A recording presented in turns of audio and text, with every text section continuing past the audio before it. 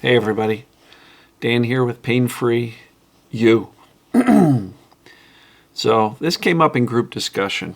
I think it was yesterday. What if safety, or the concept of being safe, is not believable? Because for some of us, we're not, right?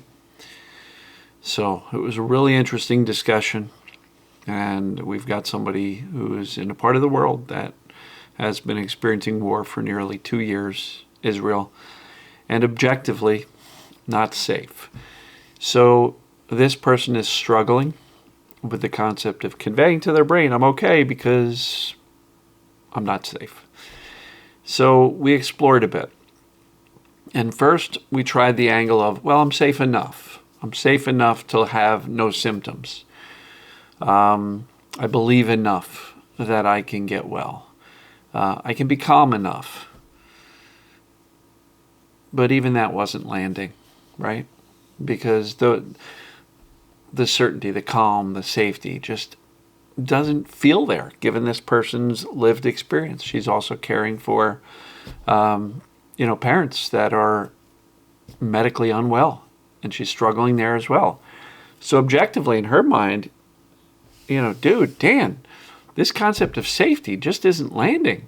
I don't know how to feel safe given everything that's going on in her life, with her family, in her country, sirens going off, you name it.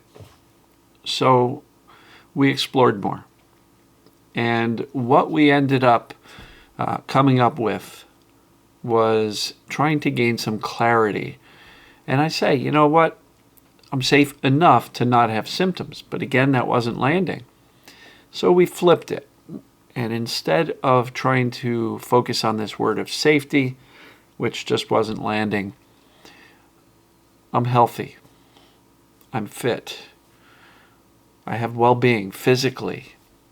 I'm physically sound. I'm mentally sound enough that I don't need symptoms because there's nothing biologically, anatomically wrong with me that should cause symptoms.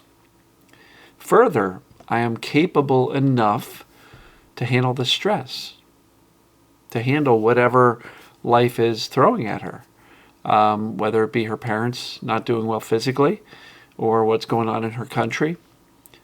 But she's capable of handling that level of stress, and evidence of that is that she has for, at least the past 2 years. And so we really landed on, I'm healthy enough to not have symptoms. I'm fit. I have well-being. There's nothing physically wrong with me that would require me to have symptoms because I'm not broken. I'm not sick. So, what we were also discussing is this feeling that, maybe when parents get better through this medical thing, when the war is over, then I can be symptom-free. And I encourage this lady to not set an artificial barrier that says, when this happens, I will have my symptoms go.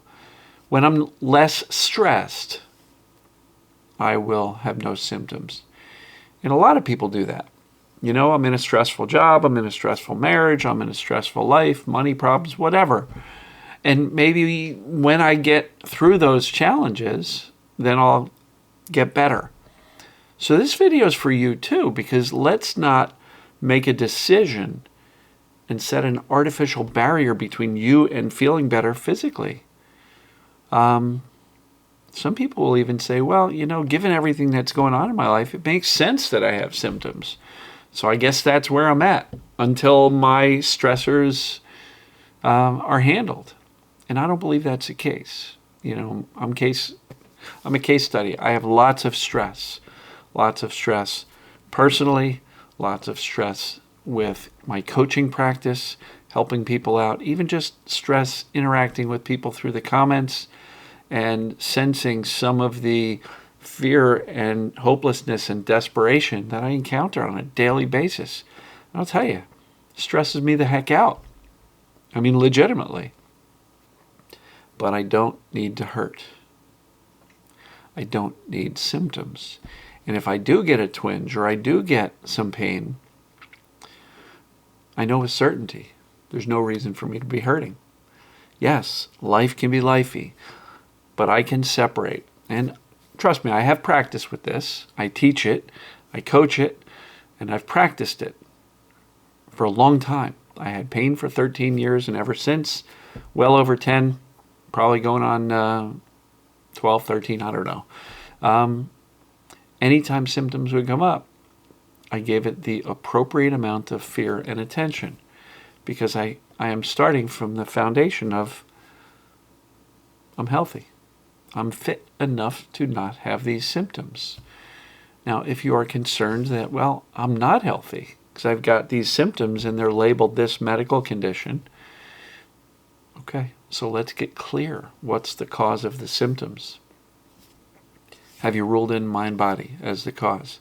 If that's the case, symptoms don't prove illness. In some cases it does. Don't get me wrong. Real illness, real disease, it's a legitimate thing. But if you've been following me,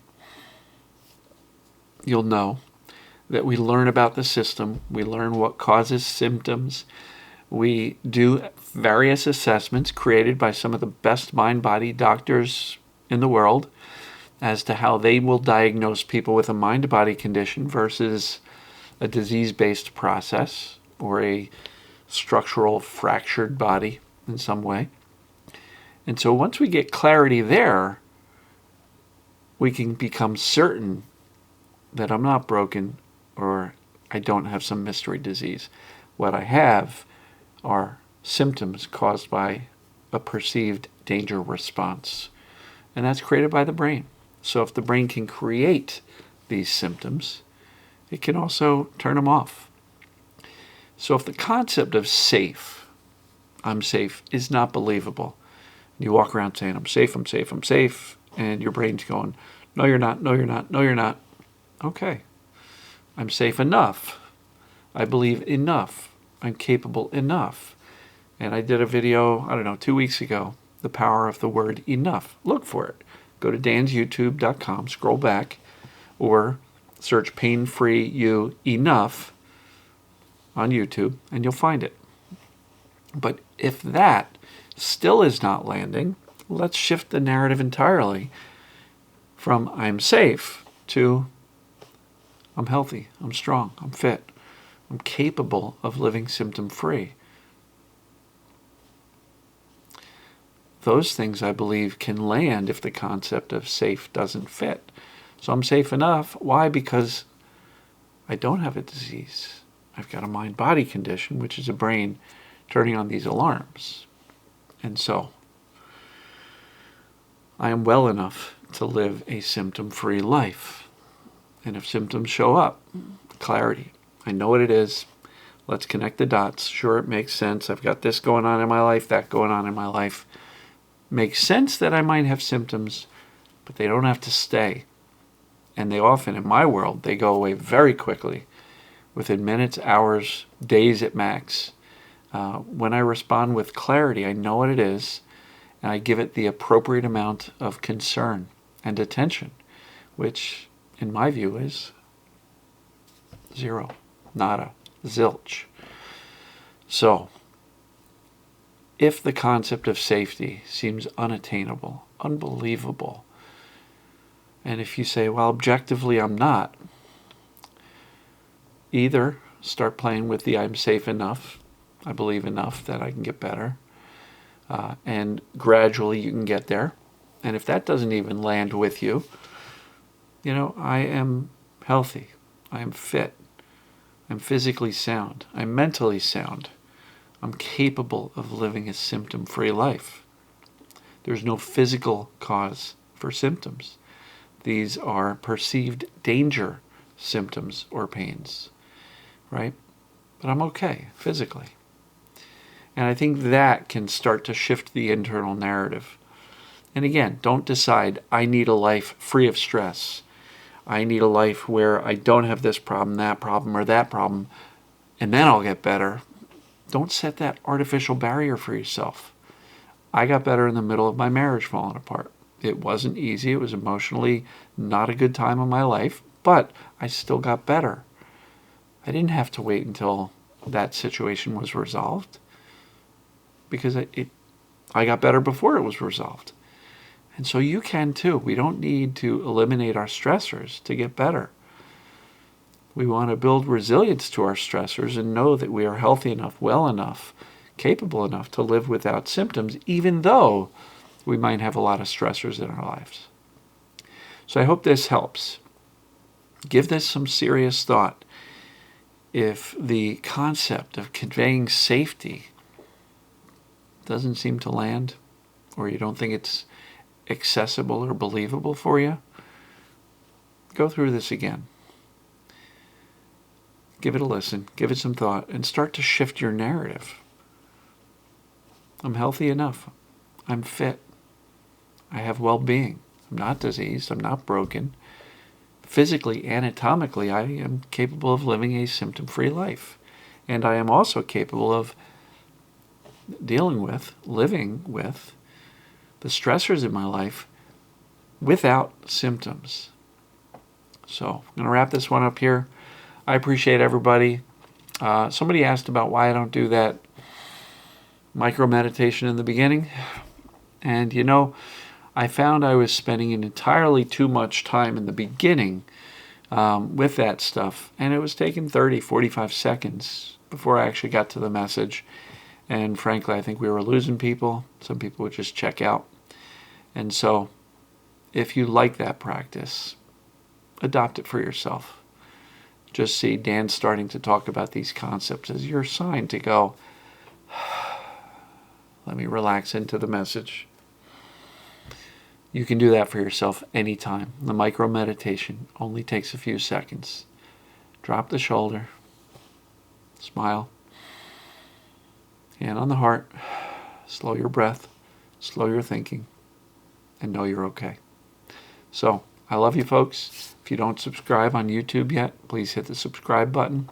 If you'd like to check out the group coaching, painfreeyougroup.com, and there's links in the description below. So as usual, we will see you folks tomorrow. Take care.